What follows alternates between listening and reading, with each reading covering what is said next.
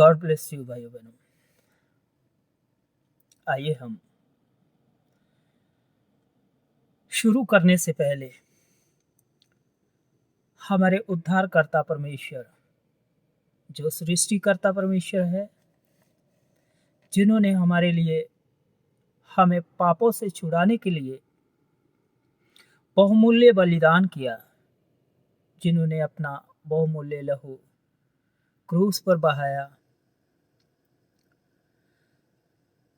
हम उनको धन्यवाद देते हैं, क्योंकि वो ही एक सच्चा और जिंदा परमेश्वर है।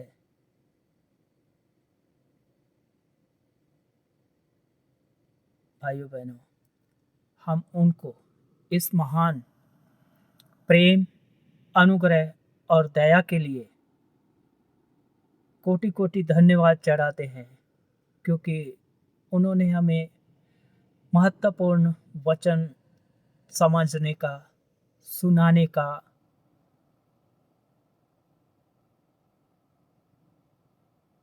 और भाइयों बहनों इतना महत्वपूर्ण ज्ञान दिया है। इसके लिए हम उनको धन्यवाद, महिमा, स्तुति और आदर चढ़ाते हैं। आमीन। भाइयों बहनों, आज का मेरा महत्वपूर्ण विषय है हमारी स्वर्गीय माता। हम अपने स्वर्गीय पिता के बारे में संसार के सभी ईसाई लोग जानते हैं, पर हमारे स्वर्गीय माता के बारे में ज्यादातर ईसाई लोग नहीं जानते, क्योंकि ज्यादातर ईसाई लोगों का मानना है कि कलीसिया ही मेमने की दुल्हन है। पर भाइयों बहनों, ऐसा नहीं है। जो बाइबल में लिखा हुआ है, जो बाइबल हमें स्वर्गीय माता की गवाही देती है, हम उसके बारे बाइबल के द्वारा पुष्टि करेंगे, ना कि हम सांसारिक बातों में जो संसार के लोग कहते हैं उसके द्वारा। हम केवल बाइबल के द्वारा इस चीज की पुष्टि करेंगे कि हमारी स्वर्गीय माता कौन है और उनका नाम क्या है। ये हम बाइबल के द्वारा जानेंगे। तो भाइयों बहनों, चलिए हम शुरू करते हैं। ज़्यादा टाइम ना गवाते हुए हम इस चीज की खोज करते हैं। हम सबसे पहले गलातियों की किताब में जाएंगे, अध्याय 4 आयत 28 देखेंगे कि बाइबल हमें क्या सिखाती है। मैं पढ़ता हूँ। हे भाइयों, हम इसहाक के समान प्रतिज्ञा की संतान हैं। तो भाइयों बहनों, इसहाक कौन था, ये सब आप लोग जानते हैं। चूंकि हमने परमेश्वर से प्रतिज्ञा पाई है, हम प्रतिज्ञा की संतान है, तब परमेश्वर की प्रतिज्ञा क्या है हम जानेंगे एक और वचन के द्वारा कि प्रतिज्ञा क्या है। हम जाएंगे पहला यूहन्ना 2:25 देखेंगे कि परमेश्वर हमें क्या सिखाना चाहते हैं। भाइयों बहनों, परमेश्वर हमें हमेशा अच्छा सिखाते हैं, जो हमारी उन्नति के लिए है। तो हम देखेंगे पहला यूहन्ना अध्याय 2 आयत 25 देखेंगे। मैं पढ़ता हूं। और जिसकी उसने हमसे प्रतिज्ञा की वह अनंत जीवन है। तो भाइयों बहनों, हम अभी समझ सकते हैं कि जो परमेश्वर ने हमसे प्रतिज्ञा की है वो क्या है? वो अनंत जीवन है।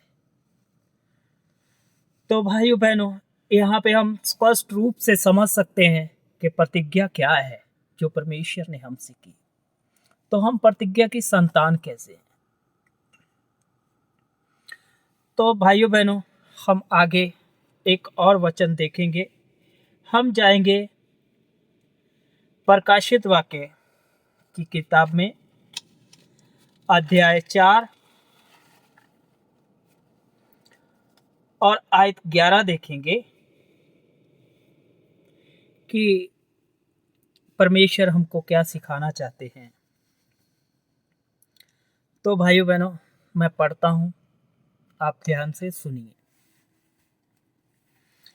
हे हमारे प्रभु और परमेश्वर, तू ही महिमा और आदर और समर्थ के योग्य है, क्योंकि तू ही ने सब वस्तुएं सिरजी और वे तेरी ही इच्छा से थी और सिरजी गई। तो भाइयों बहनों, अब यहाँ पे हम समझ सकते हैं कि परमेश्वर ने जो कुछ भी किया अपनी इच्छा से किया। यहाँ पे स्पष्ट रूप में लिखा हुआ है कि जो भी कुछ सिरजा गया वो परमेश्वर की इच्छा से सिरजा गया और उसी ने सिरजा। तो भाइयों बहनों, जैसे कि हम सब लोग जानते हैं, ईसाई धर्म के सभी लोग, मेरे भाई बहन जानते हैं कि परमेश्वर जो है, जिन्होंने हमारे लिए बलिदान किया है, उन्होंने हमको स्वर्ग राज्य में प्रवेश करने के लिए ये बाइबल जो है एक मैप के जरिए, मैप की न्याय हमें ये बाइबल दी है कि हम स्वर्ग के राज्य में प्रवेश कैसे कर सकते हैं। मान लीजिए हमको अपने घर से कहीं दूर लंबे सफर में जाना है, हमको रास्ता नहीं मालूम, तो हम गूगल पे मैप कर सकते। मैप करेंगे तो हम आसानी से अपनी मंजिल पे पहुंच सकते हैं। तो भाइयों बहनों, वैसे ही हमें बाइबल दी गई है कि हम इसके जरिए अपने निज देश स्वर्ग राज्य में प्रवेश कर सकें। तो भाइयों बहनों, आगे हम और देखेंगे, बाइबल के जरिए हम हर एक चीज की पुष्टि कर सकते हैं। जो भी वचन है बाइबल हमें अच्छे तरीके से सिखाती है। हम जाएंगे उत्पत्ति की किताब अध्याय 1 आयत 26 देखेंगे कि परमेश्वर ने इंसान की सृष्टि कैसे की है। ये मैं जानता हूं कि मेरे ईसाई लोग, मेरे ईसाई भाई बहन सब जानते हैं कि परमेश्वर ने इंसान की सृष्टि कैसे की, उसको कैसे बनाया है। पर हम फिर भी बाइबल के द्वारा इस चीज की पुष्टि करेंगे। मैं पढ़ता हूं उत्पत्ति की किताब अध्याय 1 आयत 26 देखेंगे। फिर परमेश्वर ने कहा, हम मनुष्य को अपने स्वरूप के अनुसार अपनी समानता में बनाएं। भाइयों बहनों, यहां स्पष्ट कर दिया परमेश्वर ने कहा हम। आप सब लोग समझदार हैं, पढ़े लिखे हैं, आप हम का मतलब जानते हैं कि हम एक वचन नहीं बल्कि बहुवचन होता है। अगर परमेश्वर ने एक वचन बोला होता तो बोलता कि मैं मनुष्य को अपने स्वरूप के अनुसार अपनी समानता में बनाऊं। पर यहां पे क्या लिखा है? फिर परमेश्वर ने कहा, हम मनुष्य को अपने स्वरूप के अनुसार अपनी समानता में बनाए। तो भाइयों बहनों, यहाँ पे कोई परमेश्वर के साथ और भी है जिसको परमेश्वर बोल रहा है कि हम मनुष्य को अपने स्वरूप के अनुसार अपनी समानता में बनाए। फिर आगे एक वचन और देखते हैं, उत्पत्ति अध्याय 1 का हम 27 भी देखेंगे कि बाइबल हमको क्या सिखाती है। मैं पढ़ता हूं। तब परमेश्वर ने मनुष्य को अपने स्वरूप के अनुसार उत्पन्न किया, अपने ही स्वरूप के अनुसार परमेश्वर ने उसको उत्पन्न किया, नर और नारी करके उसने मनुष्य की सृष्टि की। तो भाइयों बहनों, यहाँ पे परमेश्वर ने स्पष्ट कर दिया कि परमेश्वर के साथ कोई नारी भी थी।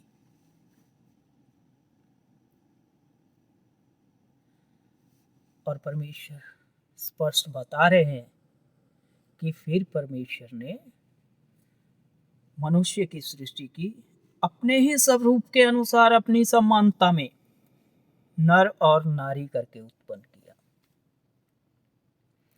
तो इसका मतलब है कि जिसने सृष्टि की है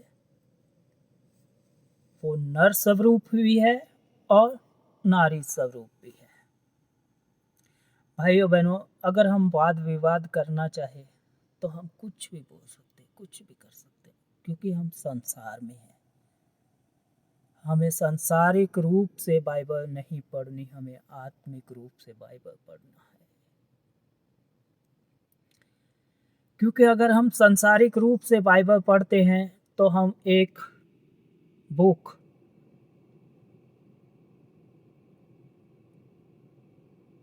एक कहानियों की किताब के रूप में हम इस बाइबल को पढ़ सकते हैं। अगर आत्मिक रूप से पढ़ेंगे तो हमें बाइबल बहुत कुछ सिखा देगी, हमें बहुत सारी बुद्धि और ज्ञान दे देगी। क्योंकि बुद्धि का भंडार इसी में छुपा हुआ है, हमें इसमें से खोजना है। तो भाइयों बहनों, यहाँ पे हम स्पष्ट रूप से समझ सकते हैं कि जिसने सृष्टि की है वहां नर स्वरूप भी है और नारी स्वरूप भी है। इसके लिए परमेश्वर हमें स्पष्ट रूप से सिखा रहे हैं कि परमेश्वर ने अपने स्वरूप, अपनी समानता में नर और नारी करके उत्पन्न किया। तो भाइयों बहनों, फिर आगे हम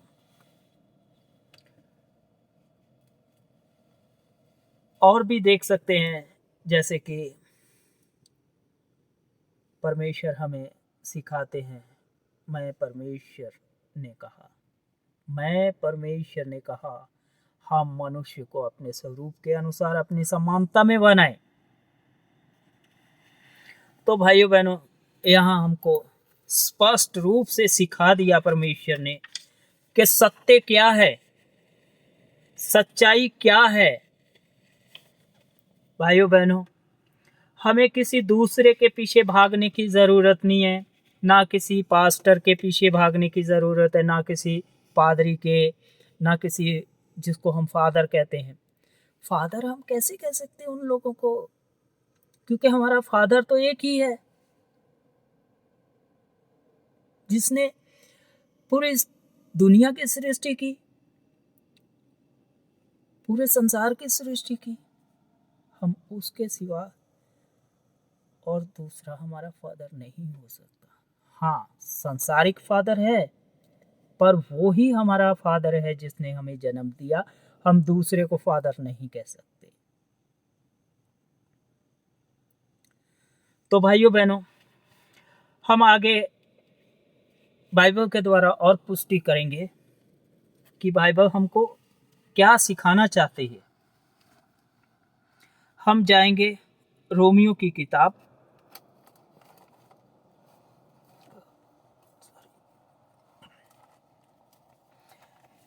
सॉरी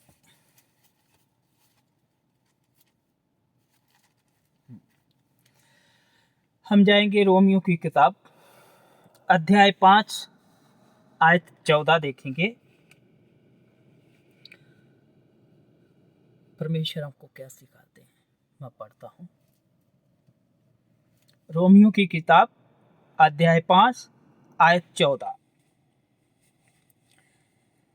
तो भी आदम से लेकर मूसा तक मृत्यु ने उन लोगों पर भी राज्य किया जिन्होंने उस आदम जो उस आने वाले का चिन्ह है के अपराध के समान पाप किया। तो भाइयों बहनों, आने वाले का चिन्ह कौन है?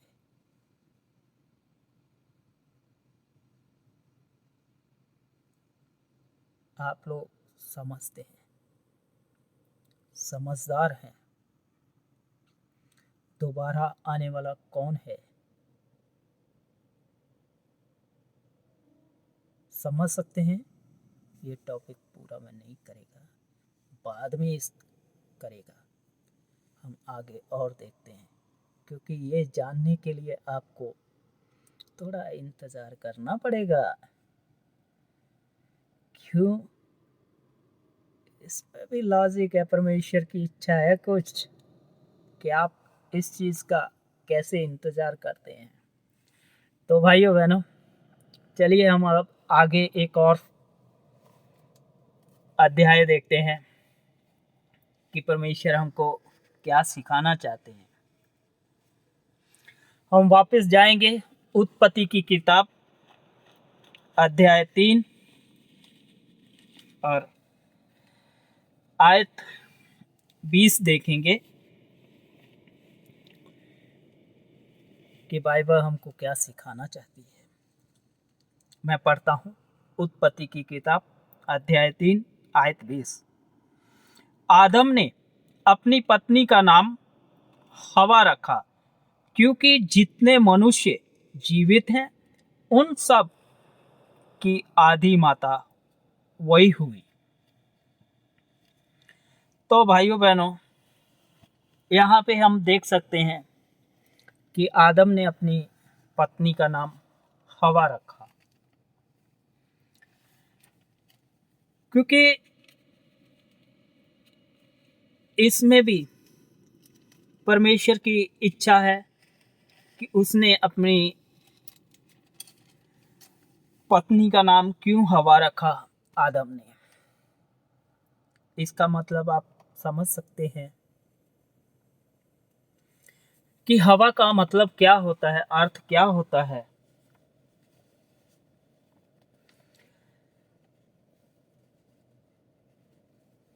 भाइयों बहनों, अगर हम इब्रानी भाषा में देखें तो हवा का अर्थ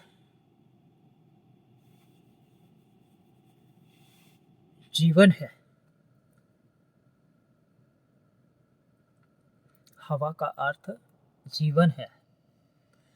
तो भाइयों बहनों, हम अब समझ सकते हैं बाइबल स्त्री हवा को जीवन क्यों कहती है। दुनिया में एक ऐसा काम है जिसे पुरुष कभी नहीं कर सकता, कभी भी नहीं कर सकता, परंतु केवल स्त्री को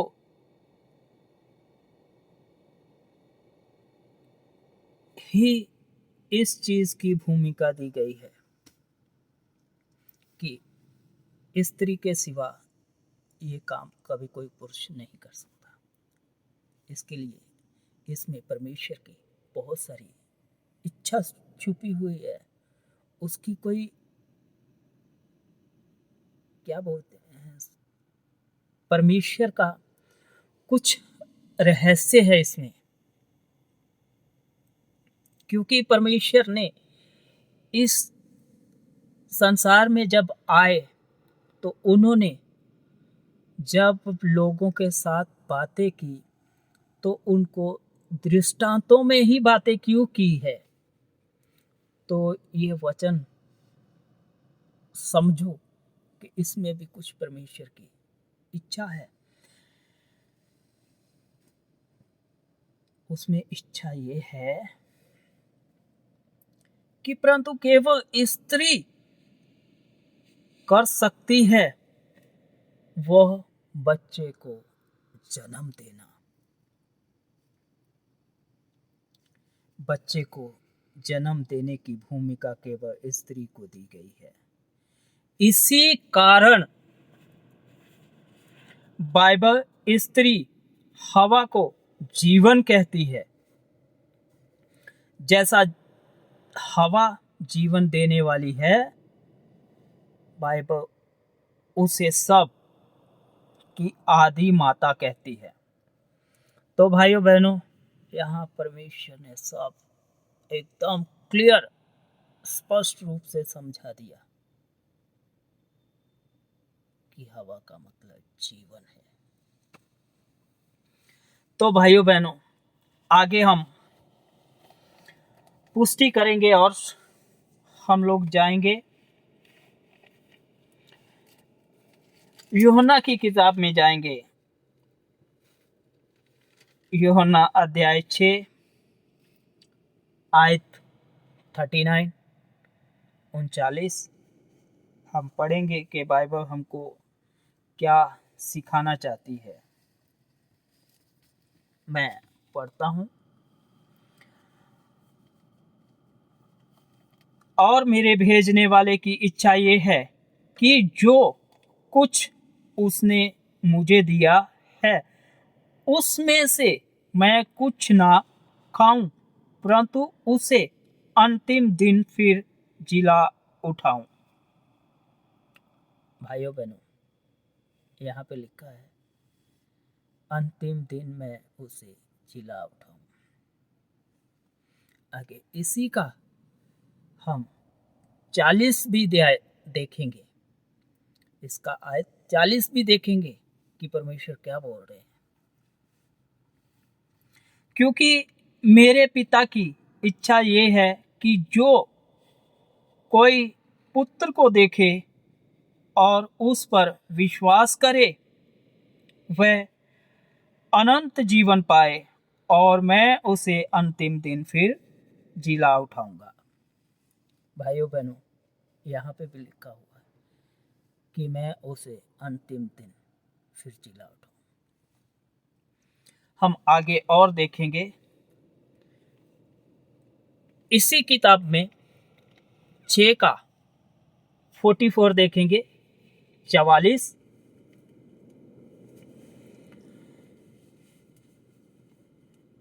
कोई मेरे पास नहीं आ सकता जब तक पिता जिसने मुझे भेजा है उसे खींच ना ले, और मैं उसे अंतिम दिन फिर जिला उठाऊंगा।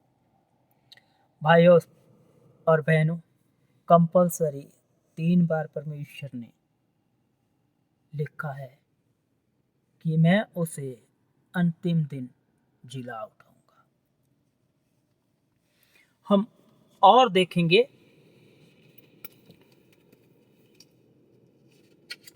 कि परमेश्वर हमें और क्या क्या सिखा रहे हैं। हम इसी किताब में इसी अध्याय में हम देखेंगे आयत 54 देखेंगे। यहाँ पे लिखा है, जो मेरा मांस खाता और मेरा लहू पीता है अनंत जीवन उसी का है, और मैं उसे अंतिम दिन फिर जिला उठाऊंगा। तो भाइयों बहनों, हम यहाँ पे समझ सकते हैं कि जो अनंत जीवन है हमको वो लास्ट के दिन ही मिल सकता है। क्योंकि परमेश्वर यहाँ बार बार हमें सिखा रहे हैं कि मैं उसे फिर अंतिम दिन जिला उठाऊंगा। तो भाइयों बहनों, यहाँ पे क्लियर हो जाता है कि जो अनंत जीवन हमको मिलना है वो अंत के दिन, लास्ट दिन मिलेगा, जब न्याय का समय होएगा, जब परमेश्वर आएंगे न्याय करने के लिए। दोबारा नहीं, न्याय करने के लिए आएंगे। इस चीज का भी थोड़ा मैं छुपा के रखूंगा, बाद में बताऊंगा दोबारा और न्याय का। तो भाइयों बहनों, यहाँ पे परमेश्वर ने स्पष्ट कर दिया है कि अनंत जीवन जो है हमें लास्ट के दिन मिलेगा। तो भाइयों बहनों, हम एक आयत देखेंगे। हम जाएंगे प्रकाशित वाक्य की किताब में, जाएंगे अध्याय 19 का 7 देखेंगे हम। 19 का 7 में क्या लिखा है, मैं पढ़ता हूं। आओ हम आनंदित और मगन हों और उसकी स्तुति करें, क्योंकि मेमने का विवाह आ पहुंचा है और उसकी दुल्हन ने अपने आप को तैयार कर लिया है। भाइयों बहनों, दुल्हन का मतलब समझ सकते हैं ना कि दुल्हन कौन है, किसको बोला सकता है। दुल्हन फीमेल को ही बोला जा सकता है, औरत को ही दुल्हन बोला जा सकता है। कोई आदमी को दुल्हन बोल सकता है, या जो लोग बोलते हैं कि कलीसिया ही दुल्हन है, कलीसिया दुल्हन हो सकती है, इसकी पुष्टि हम आगे बाइबल में ही करेंगे। हम जाएंगे प्रकाशित वाक्य की किताब अध्याय 21 का 9 और 10 देखेंगे कि बाइबल हमको क्या सिखाती है। 21 का 9 और 10 मैं पढ़ता हूं। फिर जिन 7 स्वर्गदूतों के पास 7 अंतिम विपत्तियों से भरे हुए 7 कटोरे थे, उनमें से एक मेरे पास आया और मेरे साथ बातें करके कहा, इधर आ, मैं तुझे दुल्हन अर्थात मेमने की पत्नी दिखाऊंगा। 9 में ये लिखा हुआ है, इधर आ, मैं तुझे दुल्हन अर्थात मेमने की पत्नी दिखाऊंगा। फिर आगे 10 में स्पष्ट रूप से बता दिया है, मैं पढ़ता हूं। तब वे मुझे आत्मा में एक बड़े और ऊंचे पहाड़ पर ले गया और पवित्र नगर यरूशलेम को स्वर्ग से परमेश्वर के पास से उतरते दिखाया। भाइयों बहनों, यहाँ स्पष्ट रूप से दिखा दिया, मेरे को तो दिखा दिया है कि ऊपर स्वर्ग से किसको उतरते दिखाया गया है। मैं दोबारा पढ़ता हूं। तब वे मुझसे तब वे मुझे आत्मा में एक बड़े और ऊंचे पहाड़ पर ले गया और पवित्र नगर यरूशलेम को स्वर्ग से परमेश्वर के पास से उतरते दिखाया। तो भाइयों बहनों, यरूशलेम जो पवित्र नगर है, तो हम उस सांसारिक यरूशलेम को देखेंगे या स्वर्ग से जो परमेश्वर के पास से उतरती है, हम उस यरूशलेम को देखेंगे। परमेश्वर ने बहुत सारा बुद्धि और ज्ञान दिया है, कृपया इस चीज को ध्यान से समझिए। हम इस चीज की भी पुष्टि करते हैं। आगे हम जाएंगे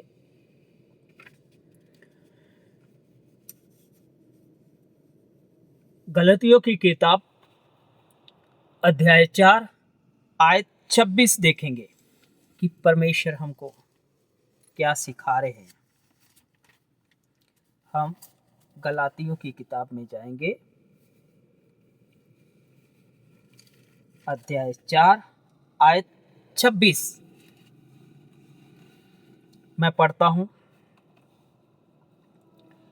पर ऊपर की यरूशलेम स्वतंत्र है और वह हमारी माता है। भाइयों बहनों, चकित हो गए कि यहाँ पे यरूशलेम कौन सी है? ये ही हमारी माता है। यहाँ बाइबल में स्पष्ट रूप से गवाही दी है कि ऊपर की यरूशलेम स्वतंत्र है, वह हमारी माता है। अभी हमने पहले पढ़ा ना, प्रकाशित वाक्य 21 का 9 से 10 के आत्मा में मुझे एक बड़े और ऊंचे पहाड़ पर ले गया। तो भाइयों बहनों, ये हमें समझने की जरूरत है कि ऊपर से किसको उतरते दिखाया है? पवित्र नगरी यरूशलेम। तो यहाँ पे क्या लिखा हुआ है? पर ऊपर की यरूशलेम स्वतंत्र है, वह हमारी माता है। यहाँ स्पष्ट रूप से गवाही दी गई है कि ये यरूशलेम हमारी स्वर्गीय माता है, हमारी आत्माओं की माता है।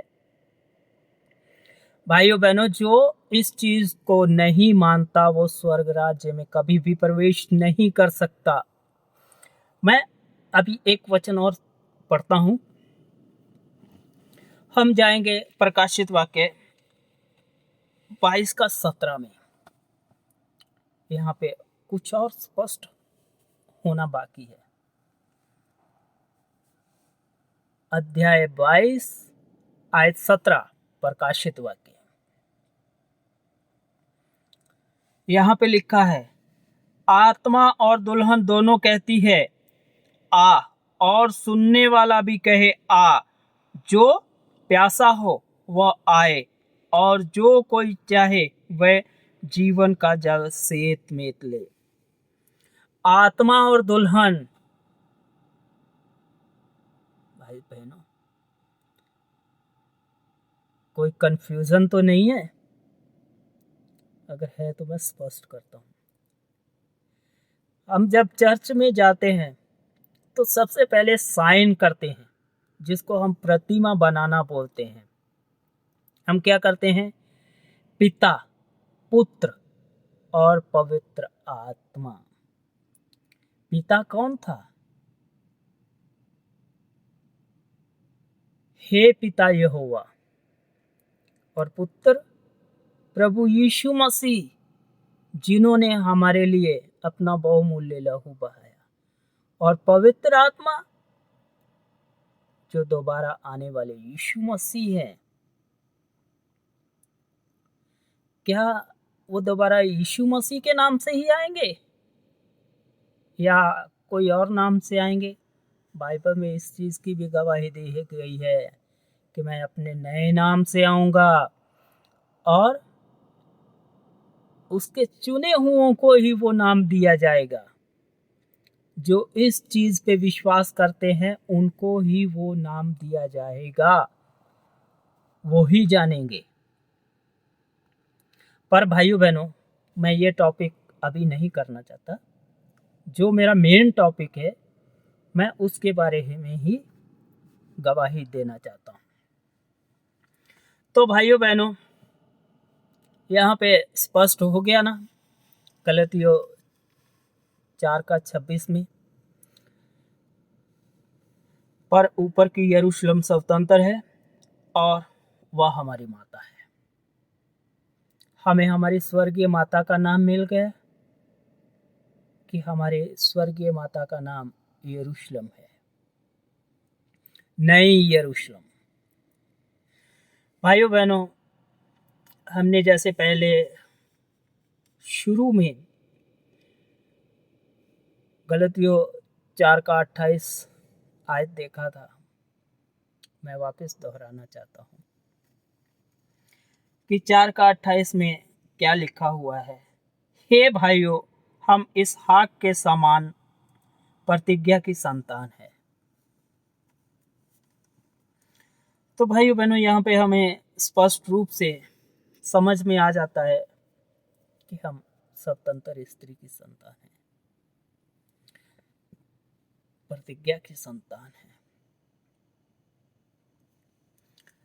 तो भाइयों बहनों, मैं एक वचन और पढ़ना चाहूंगा कि यहाँ पे जो महत्वपूर्ण चीज है वो हमें समझ में आए।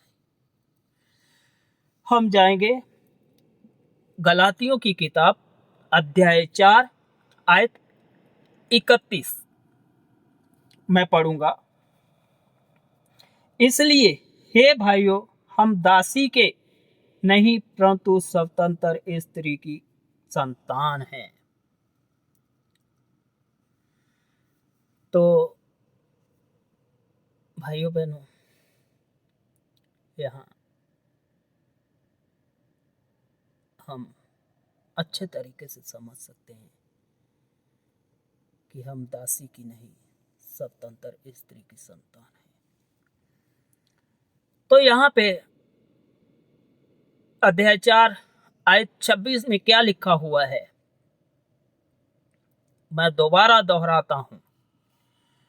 पर ऊपर की यरूशलेम स्वतंत्र है, वह हमारी माता है।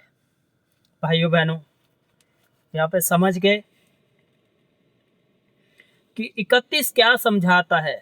जो महत्वपूर्ण चीज है, हम दासी की नहीं स्वतंत्र स्त्री की संतान है, जिसका नाम है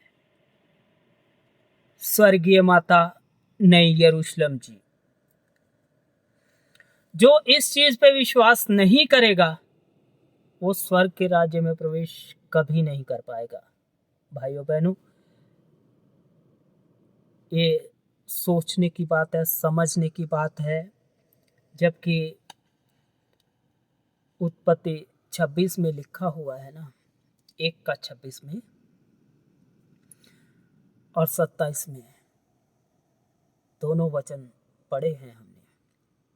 26 में लिखा है, फिर परमेश्वर ने कहा, हम मनुष्य को अपने स्वरूप के अनुसार अपनी समानता में बनाएं।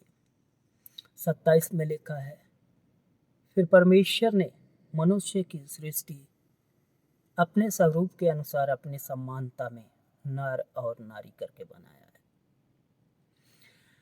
भाइयों बहनों, ज्यादा मैं समय अभी नहीं ले सकता क्योंकि बहुत लंबा वीडियो हो रहा है। इसके लिए मैं अभी वीडियो को समाप्त करना चाहूँगा कि मैं उम्मीद रखता हूँ कि मेरे भाई बहन जो इस वीडियो को देखेंगे उनको समझ आएगा कि परमेश्वर हमको क्या सिखाना चाहते हैं और किस तरीके से सिखाना चाहते हैं। हमको स्वर्ग राज्य में प्रवेश करने के लिए परमेश्वर ने हमें क्या दिया है। भाइयों बहनों, मैं इससे ज़्यादा और कुछ नहीं बोलता, क्योंकि समय बहुत हो गया है, वीडियो बहुत लंबा हो रहा है। भाइयों बहनों, मैं आपसे केवल इतना निवेदन करता हूँ, विनती करता हूँ, कृपया जो मेरे एलोहिम परमेश्वर को, मेरे उद्धारकर्ता परमेश्वर को सच्चे हृदय से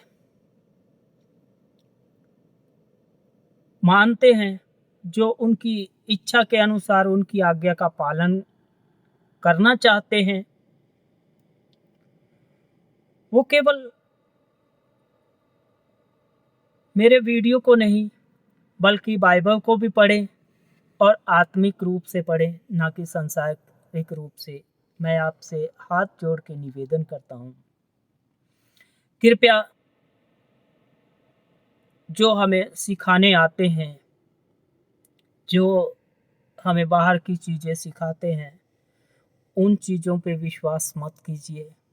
केवल जो पवित्र बाइबल में वचन दिए गए हैं उनको पढ़िए, उन्हीं से सीखिए। पर एक विनती और करना चाहता हूँ, जब आप बाइबल पढ़ते हैं, खोलते हैं, परमेश्वर के आगे प्रार्थना कीजिए कि हे हमारे उद्धारकर्ता और सृष्टिकर्ता परमेश्वर, जो आपने ये पवित्र वचन हमें दिए हैं, हमें पढ़ने और समझने के लिए बुद्धि और ज्ञान दीजिए, ताकि हम अच्छे तरीके से इसको पढ़ सकें और समझ सकें। भाइयों बहनों, अगर आपको मेरा ये वीडियो थोड़ा सा भी, अगर 100 में से 1% भी आपको अच्छा लगा हो, तो कृपया लाइक और सब्सक्राइब कीजिए, ताकि मैं अगर दूसरा वीडियो बनाऊं, परमेश्वर मेरे को अगर आशीष दे कि मैं परमेश्वर का